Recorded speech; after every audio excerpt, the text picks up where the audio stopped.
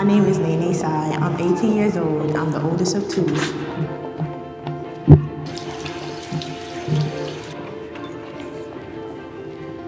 I attend the Young Women's Leadership School of East Harlem.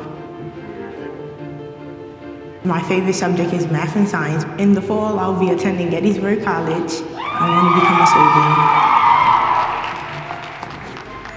I've been preparing myself emotionally and getting my questions together so that I can be ready for this interview. I don't want to go there and not know what I'm doing. I'm nervous, but I'm excited. This is something huge.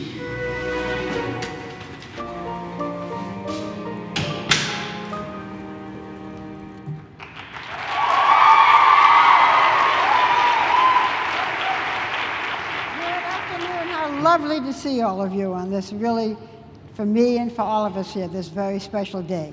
My name is Barbara Walters, and sitting on my far right is Ann Tish. She is the founder and president of the Young Women's Leadership Network. It's a network of all girls public schools. There are 5 in New York, and there are 13 around the country. It's really, they're remarkable schools, and Ann is responsible. But next to me is my star.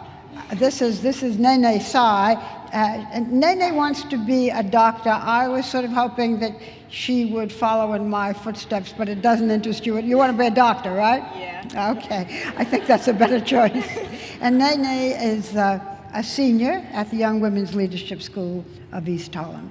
But the reason that I sort of thought, well, maybe one day she would take my place, is we saw in that video that you were getting very excited to go someplace to interview someone. Tell us about it. Well, I interviewed the First Lady, Michelle Obama. Oh, that.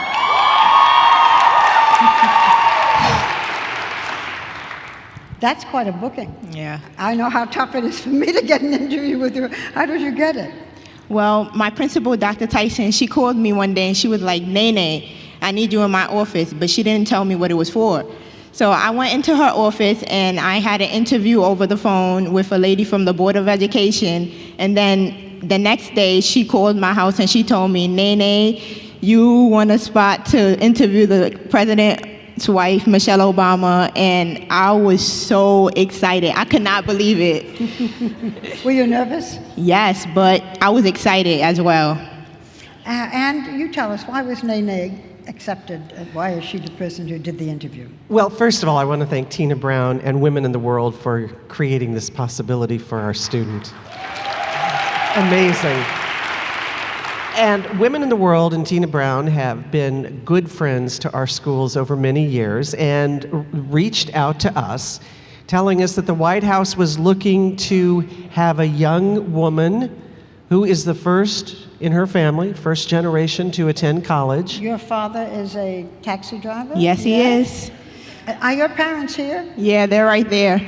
They're in the... Can we put the lights on and introduce your parents? Is that possible? Can we turn the lights on? I think that where are they? There you are. You must be very proud. We're so happy to have you here. Thank you. Also, your brother's here too, right? Yeah, he's right there. Your little brother. He's not such a little brother. He just stood up. Thank you for being here. This is such a special day, and we're delighted, I'm sure you are too, to have your parents here. So, you were nervous, but you want to say something, Ann? No. But anyway, the principal and her teachers, because Nene, as you can see, is so outstanding and is one of our science young women. STEM is her interest, and she was selected by her principal and her teachers. How wonderful. Yeah. Well, okay, let's see how you did, all right? Okay. We're going to show that interview that Nene did with the First Lady.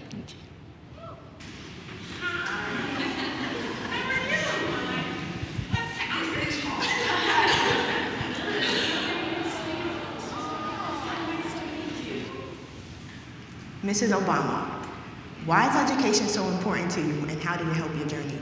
I grew up in a working class family, and I knew from an early age that I had to get good education and I had to be serious about it. if I wanted to achieve my goals.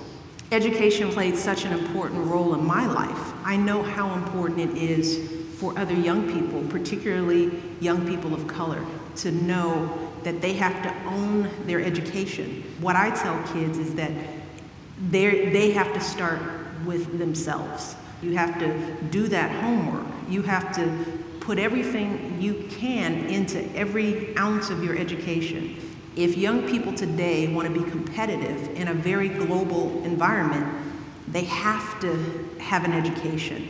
I just came back from China, and to see the young people in China focused in their classwork, taking their education seriously, they are no joke. And our students have to understand that that's who we're competing with. You know, we're not just competing with the person sitting next to you in the classroom, but we're competing with students who are blowing it out around the world. You're a first-generation college student like I am. Do you have any advice for me? What I want you to do first and foremost is to know that you can do this. So I want you to push all the doubt out of your head, first and foremost, because it starts with how confident you feel about yourself. And I want you to know that you can't do this alone, nor should you. Don't be afraid to ask questions. Don't be afraid to ask for help, because everyone does it, okay? So that's what I want you to do. And call your mom, okay? Call your mom once a week at least, and your dad. Okay, all right. So was it hard for you to get rid of the doubt? It took work, right? And quite frankly, Nene, those doubts sometimes are still in my head. It's just how do you deal with them? And for me, I've learned to turn all that doubt into energy. Because when I think about all the kids who didn't get opportunities like this, and I know it's my obligation to show up and show up big. Okay, Malia and I are both in high school, both young women, and both around the same age. Is there any motherly advice that you have? You know that you've got a lot of people who are proud of you, you know? I mean, I just met you, and I'm so proud of you.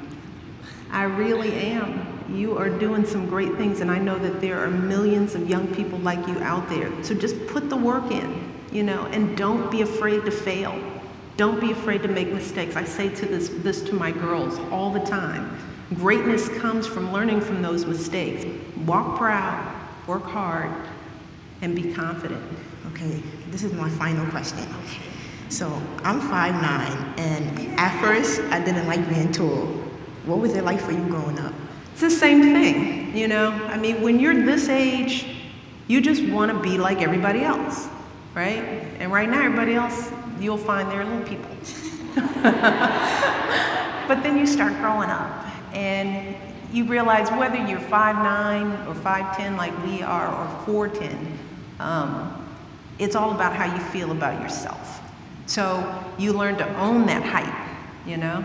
So now I just urge you to stand up straight and make sure that you've got the posture in place so that when you do own it, you got the foundation in place to really own it. But that's true for all young girls.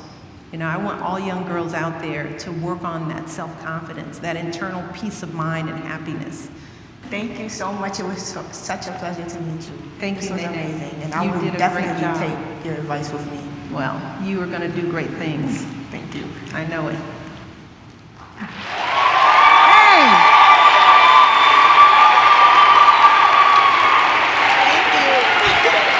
You were wonderful. You were very poised. Yes? Yeah. And now you have to call your mother all the time, because I wonder if Malaya and Sasha are going to call their mother when they finally leave home. Yeah. We'll have to show them. Some of your classmates are here, I think. Can you stand up? How do you think she did? Thank you. Love you too. That's, you know, to have your peers, to have the kids you go to school with stand up and applaud and say they love you, that's very special. Yeah. So, of the different things that the First Lady told you, what sticks most in your mind? What was the best piece of advice? I think the best piece of advice was when she told me about the doubt, because that's something I've struggled with for a long time, doubting myself. And she said that even when others doubt you, you should use that to fuel yourself and use it as strength. And she also talked about accepting failure. Like, to me, Yeah. that means that things are not always going to go your way. You have to take that and build from it, and you have to push even harder than you pushed before.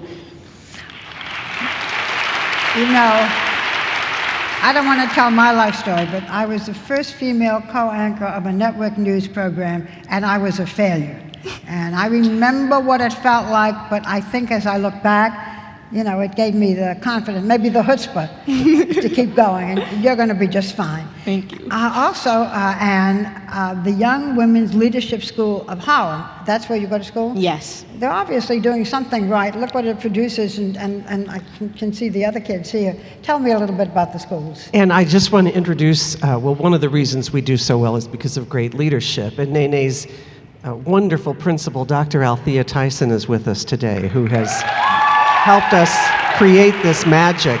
But Barbara, when we started our first girls' school 18 years ago in East Harlem, there were no inner city public schools for girls. You could go to a girls' school if you were affluent, you could go to a girls' school if you were Catholic, you could go to a yeshiva if you were a Jewish girl, but for girls in the inner cities, they didn't have that choice. And we felt and we knew that was wrong. And that's why we created the Young Women's Leadership School. We now have 5 in New York.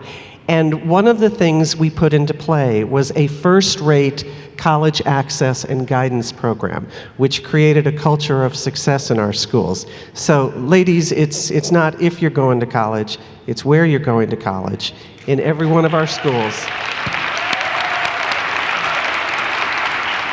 We have in East Harlem a 98 to 100% graduation rate every year, and we send 100% of our students to 4-year colleges.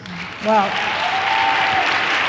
you may be meeting Ann Tish for the first time, but the Tish family are one of the great families of our city, and Ann has done so much in education, and specifically for young women.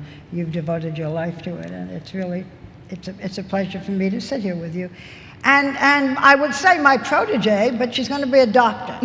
So, and I'm sure you'll be a wonderful doctor. Thank you. Thank you, Nene. Thank you. This is very important.